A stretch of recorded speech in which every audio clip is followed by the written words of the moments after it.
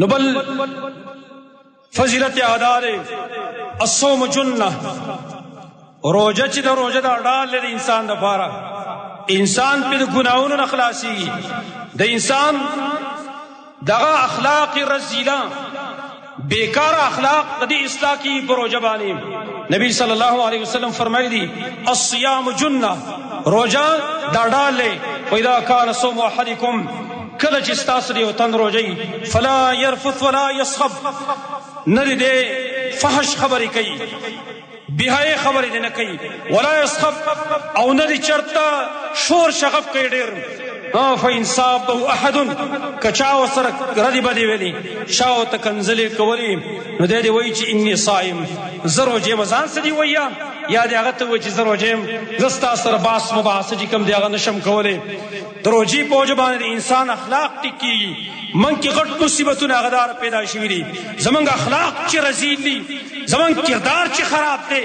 दरिंदा तूब सिफत पमन की इश्तरे मन की हैवानियत सिफत ची रागले दे دا پدی وجه باندې راغله دي چې من کل کال تیر شي د رمضان نه علاوه خو سری به د من روزه نیسو او که د رمضان روزم دا هغه مانو باندې په کیفیت طریقه باندې من روزه نیسو کم طریقه چې زمونږ شریعت غواړي دا یو جن زمونږ اخلاق هم خراب شو زمونږ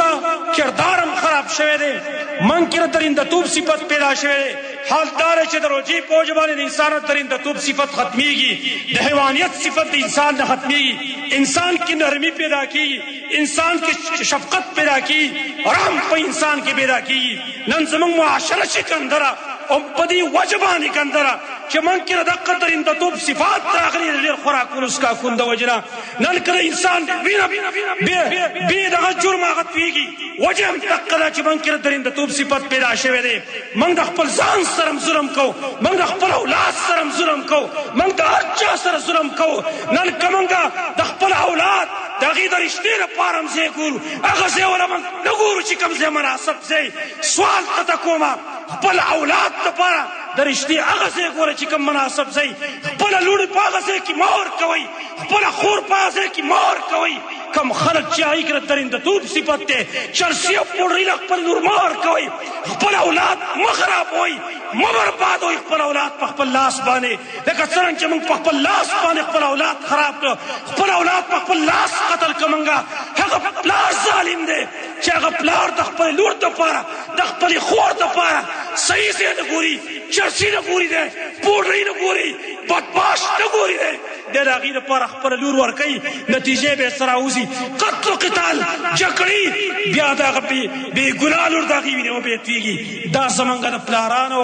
زمونږ غلطیانې دي چې موږ د خپل اولاد دپاره صحیح ځای نه منتخب کوو سوال درته دا کوم د خپل اولاد دپاره صحیح ځای نه منتخب کوئ هغه خلکو له خپلې لوڼې ورکوئ چې چا کې خو څه لږ رحم وي که نه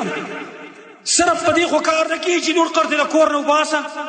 خور د کور نه وباسه ځان دې خلاصوه ظالمه ستا دومره زړه سخت دی دومره سنګ دلی ته چې صرف د سترګو نه ته په راکې قرتې هر غرض زمانه بل طرف ته خبره اوده شوه دا چې د رمضان په وجه باندې د روژې په وجه باندې موږ نه به درنده توب صفت وځي موږ اخلاق په ټیکېږي